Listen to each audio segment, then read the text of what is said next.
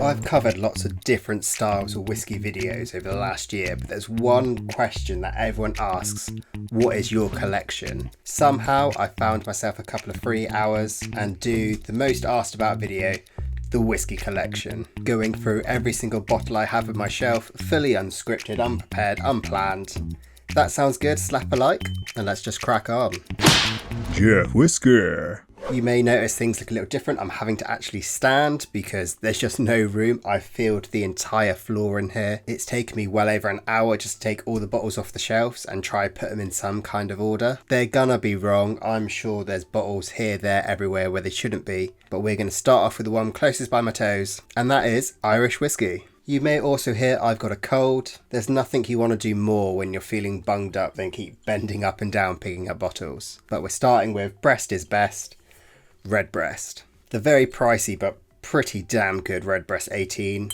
The Redbreast 12, which was like a gateway whiskey for me. Unfortunately, returning to it feels pretty lackluster, but fortunately they do a cask strength version which is much better. For me, from moving away from Redbreast, I found myself very much in the Dingle camp. Their standard single malt is fantastic, and I do have one of their like wild special releases. I'll put a picture up, I couldn't find it, which is just like overly port. It's so juicy, so fantastic. Hopefully I've got a picture. Yeah, banging. We've next got Teeling, and this is the stout cask, which is probably my favourite from them. Quite a good fan of Teeling. I've had a fair few, but for me this Imperial Stout finish, is it stout finish, stout maturation? Editing Jeff can work that out. But yeah, really good. They're not so good. Sexton. For me this is all design, nothing inside. It's a 40% Irish single malt and it's just been sat on my shelf ever since I've opened it. It's maybe halfway, but I do not reach this often at all. Then possibly my last Irish whiskey. Powers John Lane. Yes, the old bottle, 12-year-old Irish whiskey. It looks so much better like this than the new design. An absolute banger. I picked this one up last year after trying like multiple samples of it and I was just in love. Really good Irish whiskey. It's already gone off the rails. I found another Irish, Bushmills 21. Got this as like a competition, you had to guess what the highest scoring bottle was. It was this. Don't buy it, don't rate it. Compared to previous years, my Irish selection's a lot smaller. So next we're going to go Welsh. We've got a couple of Penderyn's. The Royal Welsh Whiskey, one of their like icons of Wales bottles. I want to say this is like a peat in a port cask maturation or something, but not found that information. Editing Jeff, good for you. And then the Penderyn Portwood. It's not bad. I bought it on offer. I don't regret it, but it's not as good as the Penderyn Rich Oak. That for me is their highlight. The next logical step would be English whiskey. I've got the Cotswolds Founder's Choice on its last legs. I not long finished the Reserve Barrel, which is just fantastic. There is a review, hopefully came out. It was bad audio, so I've just pushed it down the queue. And recently got sent this one from Rob at the distillery, the new Witchwood Harvest release. Just look at the colour of that. I've only had one dram and it was like syrupy goodness. It's a port and bourbon cask, all natural, and yeah, something I need to dive into. I also have 2 bottles of the signature, the standard core entry, but they're both in the house and I cannot be bothered to leave this. In fact, I can't leave here right now. Next, we're going to White Peak with their Wireworks range. The Necessary Evil finish, another stout cask. Or I think this one's a bourbon and then stout finish. Lightly peated, amazing, and then of course the Wireworks Bourbon Barrel. This is their like gem in the range. Everyone raves about this. It's just fantastic liquid. We've then got Filey Bay STR finish. Really good, like cereal maltery whiskey. And then something a little bit different. The Oxford Rye Anniversary Edition. So this is from the Oxford Artisan Distillery. No longer exists. It's kind of turned into Fielden. There was brand involvement. It all got a bit strange. This is fantastic. I haven't opened this bottle yet. I had it in a tasting. It blew me away. For some reason, I thought this would be one of the bottles that go in the cabinet and I save it, but it's going to get opened. Moving on with a Dutch delight. The Boutique Whiskey Company Single Malt Dutch Whiskey. Millstone 4-year-old. I think this was my whiskey of the year previously. It is fantastic. So much so, I've actually stopped drinking it because I wanted to save it, but it's beyond the point. I better start cracking on. Really good though. Moving on to the only Indian whiskey that I have a full bottle of. the Injury Trini, Cheese Bomb, fantastic. I blame Roy and Menno. I think he's partly to blame as well for this one. Blaming Menno for his asshat quizzes. Ending off Japanese. I've got the Nika Whiskey Single Malt Miyagio. Probably butchered that. As well as I've got 2 Nika from the barrels, you know, the little ones, somewhere. One was like a Christmas present last year and one was like a work gift. But I can't find either of them. But yeah, banging stuff. We're now going to go stateside, and this is just going to cover bourbon, American single malt, all that good stuff. I don't have the brain power right now to like divide them up properly. Coming in with Maker's Mark 46. Really good, but I think I prefer the standard Maker's Mark over this. That's like a special whiskey for me. But yeah, a fantastic bourbon nevertheless. And of course, I've got a Wild Turkey 101. Pretty much every Scotch lover has this Kentucky straight bourbon, and for good reason. I quite like standing up. I feel like I'm like bobbing and weaving. We have my favourite, Westland. This is the American Oak. I love the Gariana. Too pricey for me, sadly. But yeah, this American Oak is fantastic. Definitely try it. And of course, a bottle which I think's really gaining traction lately. The Knob Creek 9-year-old. Just look how slappable that is. Oh, I'm sorry about just grunting to the camera. You didn't want that. Fantastic liquid though. And 2 complete ends of the spectrum. It's mellow corn. I love it. Nothing else to say about it. Easy, fantastic, cheap. It's cheaper than America than it is here, but yeah. Really good bottled and bond corn. And then a bit fancier, the Woodford Reserve. Is it Sonoma Cutia finish? It's a Pinot Noir finish, Woodford. Fantastic. This tastes like my wedding cake. It was a gift to myself. Went quite cheap on Amazon somehow. Other stores are available, but yeah, really good. This is like once in a year dram for me. Just great stuff. And for now, that's pretty much all the non-Scotch I have. For me, over the last year or so, Irish hasn't really drawn me in at all. Of course, I love English whiskey, but yeah, my passion is still definitely Scotch. We're going to start to the region that's closest to me. I know I'm quite active in saying regions don't matter, but it was the only way my brain could think about organising this. And we're going to start with Speyside. And of course, we're starting with Ben Romack. I was deep in the Ben Romack barrel beforehand, but this year I was Ben Romack champion. Check out that video, hands on with everything, seeing how the sausage was made, and it looked good. The 15-year-old is my entry, but it's not one I've replaced.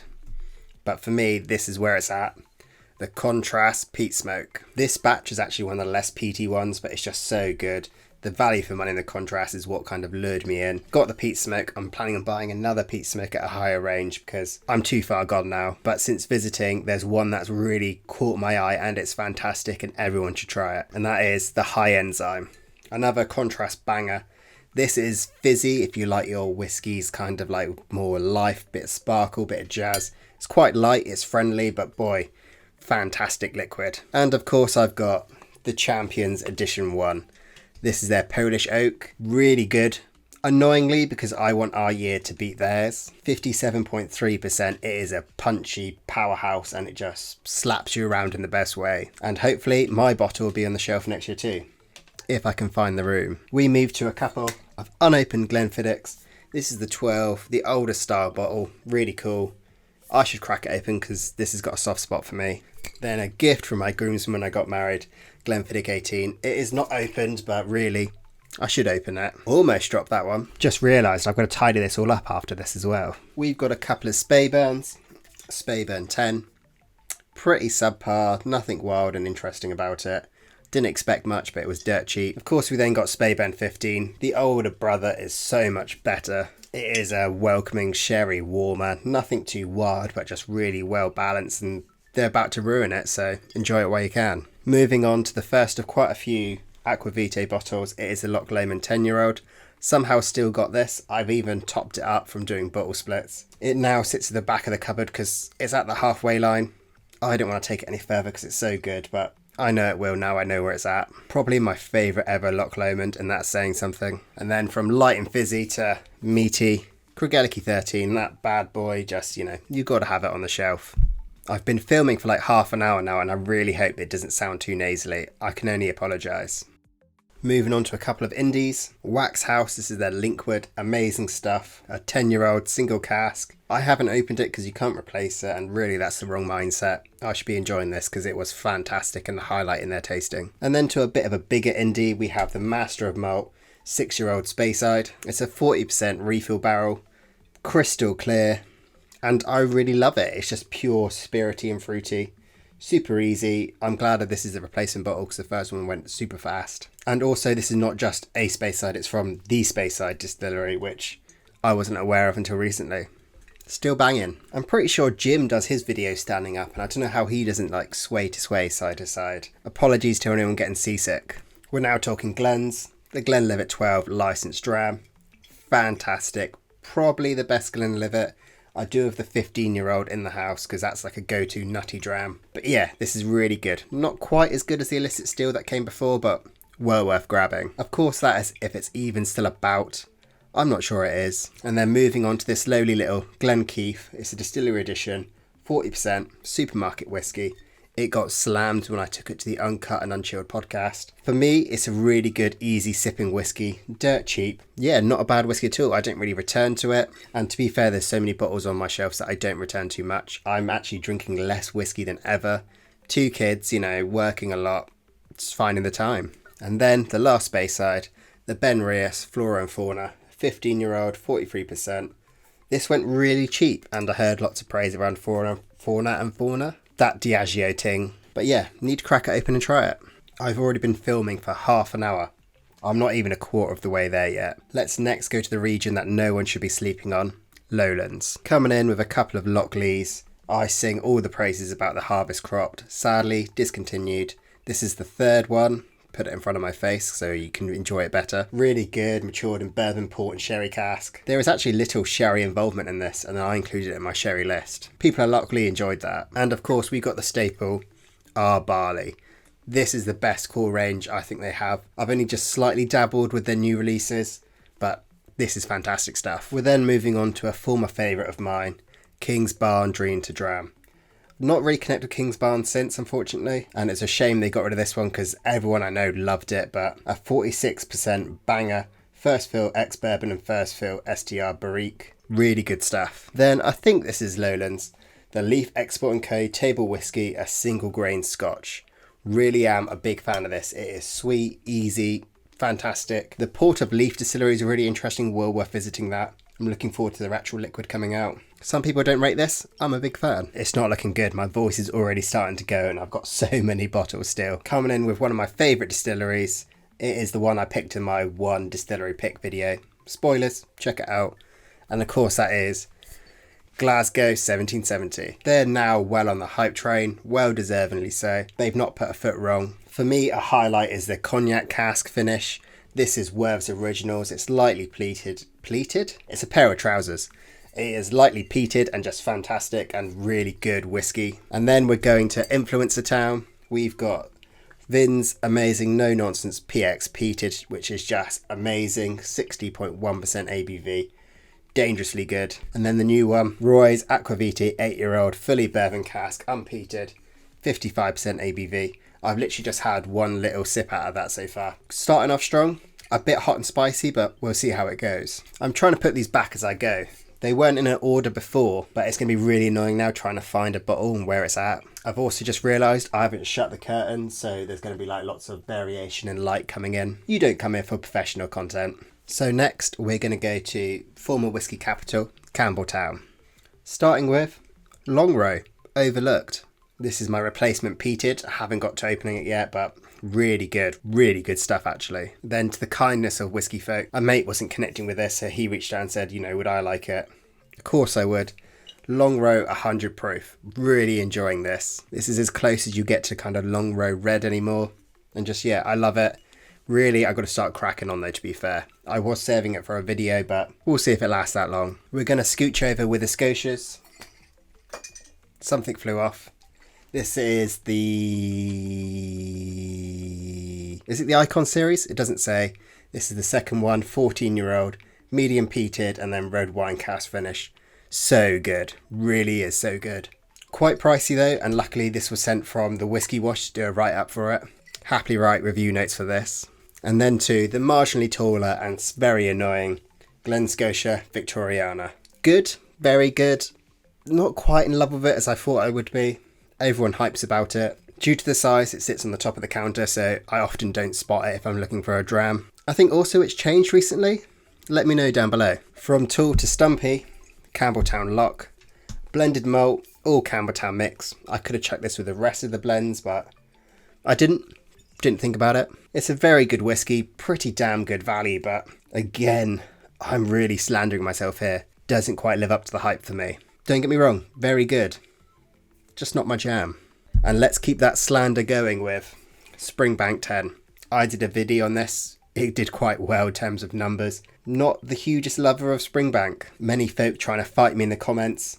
I really love their ethos, everything they're doing. They're doing everything for the enthusiasts. They're doing everything right, but it's an amazing whiskey. But again, I think there's others that are better out there and also a lot more easier to find and afford. And speaking of better, we have Kilkerran, the true gem of Campbeltown for me. This is their heavily peated batch number 5. Really good. Wouldn't really say it's heavily peated, but fantastic mushroom whiskey. The 12, an absolute core.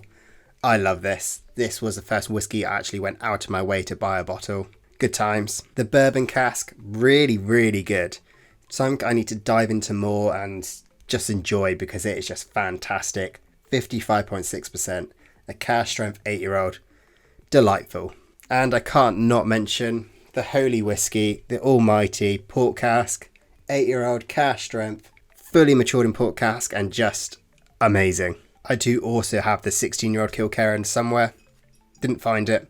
Didn't really look very hard, to be honest. This is really difficult now because I've been filming for 45 minutes. I need to go for a wee and I don't think I can get out. 3 hours later. So let's dive in next with the unofficial region, Islands. Starting off with a couple of Taliskers. We've got the Port Rouge, really, really good. Talisker just performs so nicely in a port cask. And then the classic 10-year-old in the bottle, which still looks damn good. I really got to get over that, but cracking stuff. Talisker 10. Underrated. One of the best bottles you can pick up on a supermarket shelf. We then got Lecheg, the Sinclair series, this Rioja cask. I sing the praises out of it constantly and I'll continue to do so. You can get this in some supermarkets in the UK for £26. An amazing rich peat single malt. You've then got Lecheg 18-year-old. Amazing, one of the best value 18-year-old whiskies out there. I've also got the 10 somewhere. I thought this was it. They need to make the numbers a bit clearer. But yeah, Lecheg 10 as well. Amazing stuff. Next we've got the Islay Rassi, the single malt. Really good. Rich, dark, bit of fruit, bit of oak, bit of stuff you like. I was sold in by the bottle because I grew up on the Jurassic Coast and having that little... Can you see it? That little fossil on there really sold it to me. They also do really cool transparency about the liquid. We're all here for. And then a bottle, I was late to the party, Arran 10. Really good, easy whiskey. I've only had a couple of pours out of it. I've been impressed. I can see why it won in best value. Visually, fantastic. Tastefully, really good. We then got Torabeg Outglen. Underrated, really good. Slightly salty, slightly briny. Just really fantastic liquid. 46% and it deserves more praise. I also can't get the whole Mandalorian mask out of my head when looking at this. And now I may need to trade in my Whiskey Enthusiast badge. Jura 12, the new release. And I've kind of enjoyed it. I'm working my way through it so I can give tasting notes for the whiskey wash, but really, generally, quite good. And I've slammed so many Juras in the past. Maybe that Bob Dylan was right. So next, let's go to the Highlands. Starting with the enthusiast favourite, Ardnah Merkin. The AD, great value and amazing in a cocktail. And then the newly acquired, the Midgie Part 2, Electric Boogaloo. Really good. Really, really good in fact. It's growing on me after each sip. The port factor in there really sings to me. And the bottle design is outrageously cool. We then have the 2 Aquavite releases. I'm not sure why I haven't opened them. In my head they're special because they're the first thing that I've been anywhere involved with releasing a whiskey. Literally just that fly. Tried them both very good. The lighter one was my favourite. I'm sure I will open these, but I don't know. They're just a bit special for me. I imagine that's a slap on the wrist for any whiskey enthusiast. We're going indie with the Signatory Vintage Glen Ord. This is amazing stuff. Really good, fresh, 13-year-old whiskey. 46%, all the good stuff, and it's in the to be finished queue, unfortunately. A real banger. And you then have Siren Bay, An 18-year-old heavily peated Highland. It's good. It got a lot of hype because of the price point. Produced by Atom Labs, so it's like a master of malt kind of thing. It's good. It's good value. Kind of Talisker-esque. Next, my new passion, Glencadam 10. Really good, easy, creamy, fantastic. Not boring in any way, just pure, good, clean fun. This very much is a shelf staple for me now. And then that bloody Roy's to blame again. The Fettercairn Warehouse number 3. Nope, Warehouse 2, batch 3. Really good whiskey. This is another one I managed to cheese. I ordered a Kilcairn after Master of Malt, and then a couple of days later they said, we're really sorry, we don't have that bottle anymore. What can we get you instead? I gave a list of all bottles, more pricey, and this is the one I ended up with. No complaints. We then got a couple of Dalmores because for my sins, it's a soft spot. We have the Dalmore Portwood Reserve. Pretty good, not bad at all. 46.5% ABV. Some people say this is natural colour. I know that's not Dalmore's thing, but pretty solid. And then of course a bottle which nearly shattered on the desk. The Dalmore Cigar Malt Reserve. I've talked about this a lot. Lovely little thing. Far too expensive. Don't buy it. Maybe get these sherry ones instead. The new Edredar 10-year-old. This is the 46%, the distillery edition. Only had a sip.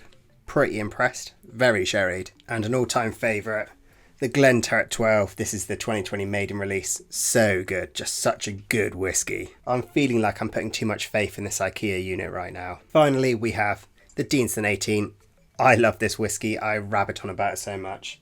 This is my special whiskey. I know I've said a few of them. This hobby's got out of control. But yeah, an amazing, good value 18-year-old whiskey. I've even had this once at 50 quid. I know non-whiskey people, that sounds expensive. It is, in the terms of 18-year-old whiskey, bloody bargain. And then finally, the Glenmorangie Quinta Reuben, a 14-year-old port cask.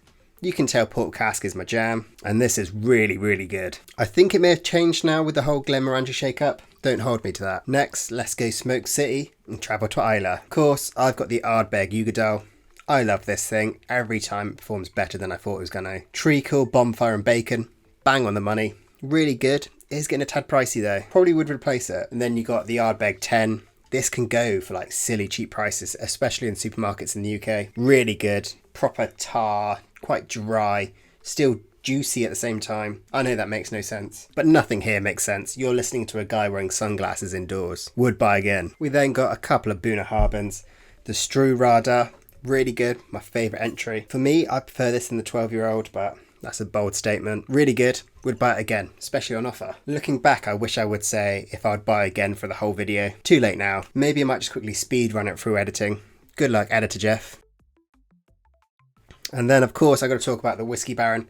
This Stoischer, distilled at the Boona Harbour Distillery. 3-year-old absolutely slaps. A vatting of an older bourbon barrel and a younger sherry butt of Stoischer. So good. Second bottle. If you can see it around in the shops, I would recommend it wholeheartedly. Would buy again. We're then going Brooklardy, the classic laddie.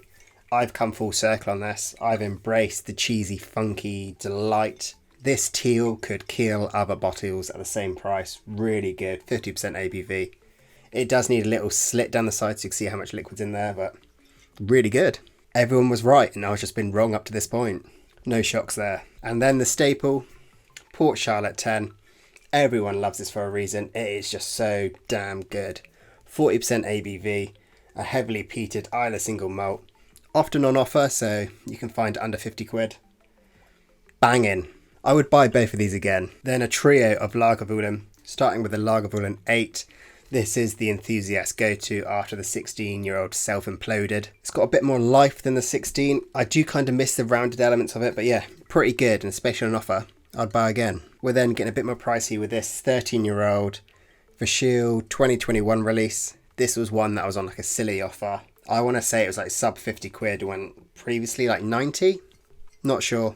We'll try correct it. 56.1%. It's very good, but I wouldn't buy it again. For me, it's lost a bit of like Lagavulin fishiness, and it's just been replaced by too much pepper. It's not bad, but yeah. Then finally, the 12 cask strength. I've done the Diageo videos. Check them out. This price dropped, and ever since I did a blind tasting on Roy's channel, I had to get it. 57.3%. Orchard Farm on fire. Really, really good stuff. I would buy again if it was as cheap, so I probably would never buy again.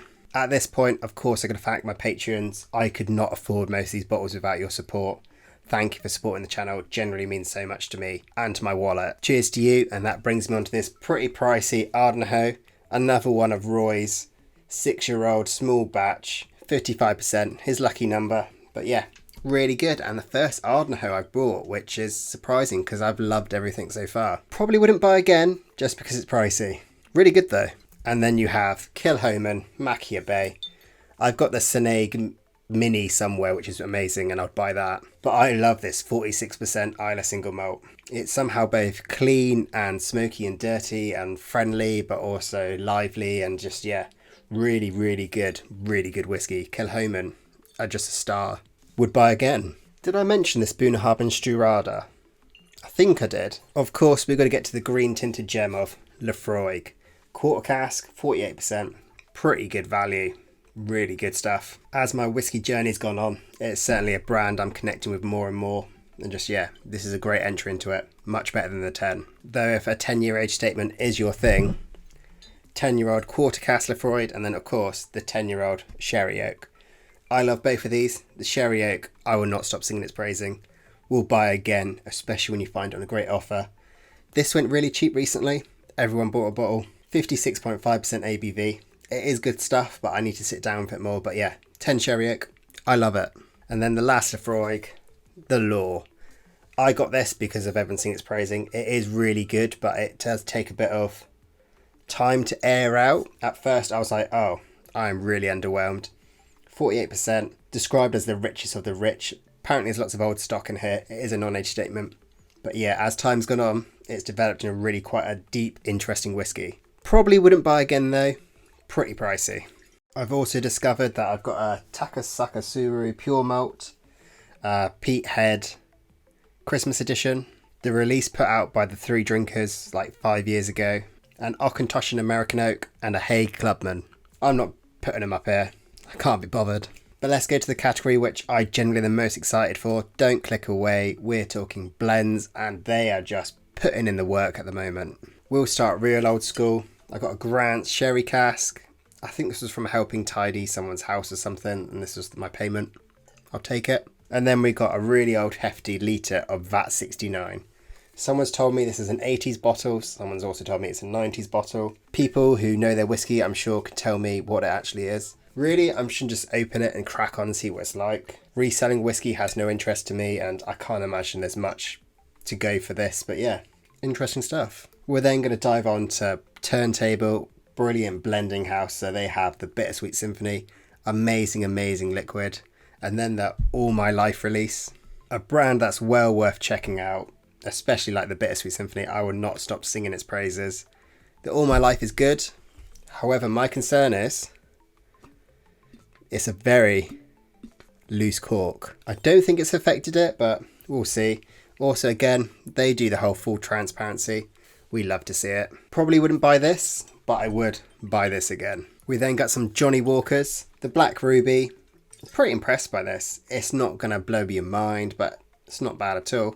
And then the Enthusiast pick. The Johnny Walker Celebration Blend. Again, Roy, stop beating up my wallet, mate. 51%. It went really cheap on offer lately. It's pretty interesting. I've only dabbled in it a couple of times and I found it was quite like rye-like, but I need to dive in more. We are then cracking on with the Compass Box Crowd.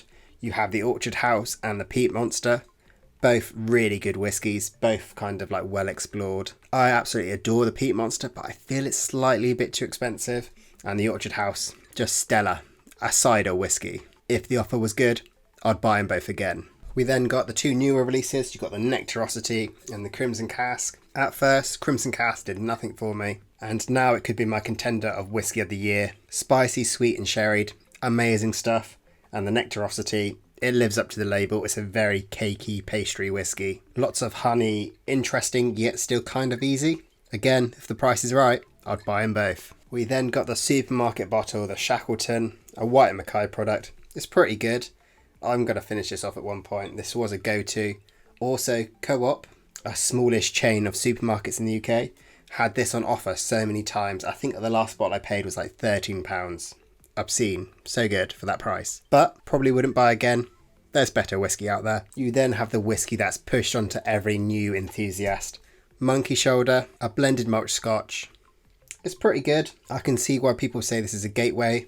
I'm about to do a video covering gateway whiskey. It's fruity, it's interesting, but it could do with a bit more. Wouldn't buy it again. Possibly a better gateway, I would say, is the Black Bottle blended Scotch whiskey, but make sure it's the Alchemy series, and this one is Smoke and Dagger. Of course, I'll talk more about it in a value video, but 46.3%. It does state natural colour and non-chill filtered, and it went for £23. And apparently it's like grain aged in Lecheg casks, old Bunnahabhain, and then some like sherry bomb in there or something. Really good. Well worth trying, but not the normal Black Bottle. Black Bottle sucks. This is good. Would buy again. All this bending over is giving me a head rush. We then got the Wee Brune Electric Coup. I've spoken enough about this. I stopped drinking it because I love it so much. Non-chill filtered, cash strength, natural colour, 58.8%, aged 7 years. It looks amazing. It tastes amazing. It is amazing. If I saw it, I would buy it again. Probably buy 2. Then have the Seven Sons 11-year-old blended whiskey. This is like classic sherry good whiskey. Well worth trying, really good. It's from 8 Doors, cracking stuff. We then got a little Stubby Woven. This is their super blend. I really like what they're doing. It's a 46.1%, but I've not really connected with this yet. I've had maybe a third of it and it's fine, it's good. It's yet to blow me away, but we'll see because on paper, it should be my jam. At the moment though, wouldn't buy again. But to something on paper is not my jam, but it really is fantastic. We're talking about the Malt Riot, a blended malt Scotch whisky produced by the Glasgow distillery. This is a 40% blend, so you'd think not for enthusiasts. This is really good. It's like full of fruit, peaches, and I thought it was like a really good bimber when I first tried it blind. I have no clue what's in it. I could probably find out, but yeah, I really love this stuff. Really good and easy going. Don't let the 40% ABV fool you. I would buy it again. We then got a couple of Thompson Bros because of course I have. The 8-year-old North Highland blend, amazing, really good value. And then you have the TB BSW, aged over 6 years.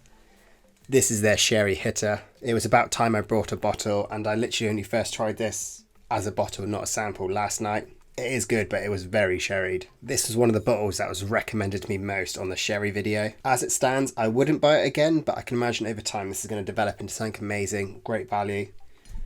Both of these probably would be repurchased. Then got the bottle my channel's built on, Cutty Sark Prohibition, 30% ABV, salted toffee, banger, 20 quid, 25 maybe.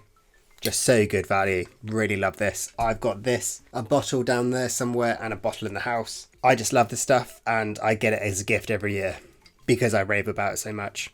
Really good stuff. Something different is the Smoking Furnace. So this is done by, is it Claxton? It's a blended Scotch whisky, 46%. Not as heavily peated as I expected, but it's still pretty interesting. It's one I want to kind of dive in and enjoy more. I remember it was quite oaky, middling in terms of peat smoke, but yeah, it was interesting, it was good. As it stands, probably wouldn't buy again, but I need to dive into it more. And it looks good, look at that reflection. The end is in sight, we're down to the final 3. Wolf Craig, 14-year-old, this is a premium blend. I'm a Wolf Craig warrior, some cheesy membership thing. I actually won it as an Instagram competition. Make sure you enter those. And while I was promised a bottle of their inaugural release, they still haven't even broke ground on a distillery, so they kind of emailed everyone, was like, we don't know when this is going to come. Would you like something in the meantime instead? I said yes, because I'm not a gambling man. It's pretty good. Need to dive into it more. But also, very expensive. For that, probably wouldn't buy again. We then have the amazing Timorous Beastie, 18-year-old from Douglas Lang, one of them. Either way, amazing stuff. Non-chill filtered, natural colour, 46.8% ABV. Someone said it's majority down malt, but it's just such a good Highland blend. Really recommend this, and it's Aberdeen Whisky Shop who often have an offer. And I think it's around the 50 quid mark. Well worth it. Really good. Would buy again. And now to the final bottle. I'm sure I've probably forgotten loads.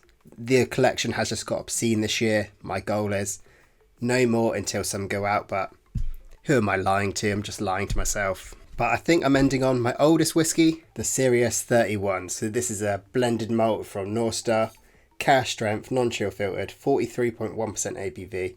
Really good citrus waxy delight. Matured. You can tell I'm getting to the end now.